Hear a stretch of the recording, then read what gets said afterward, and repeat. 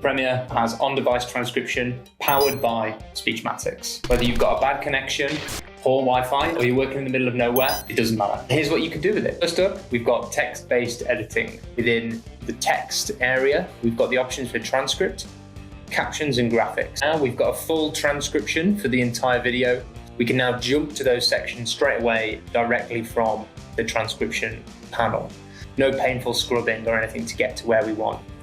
But then we can also edit directly from here. So if I decide that I don't want any of this sentence here, I can simply highlight, delete, and then we can see here in the timeline, we've got a nice clean cut. So it means that you can really easily cut out large sections of your video, saving minutes, hours, based on how you might have previously edited.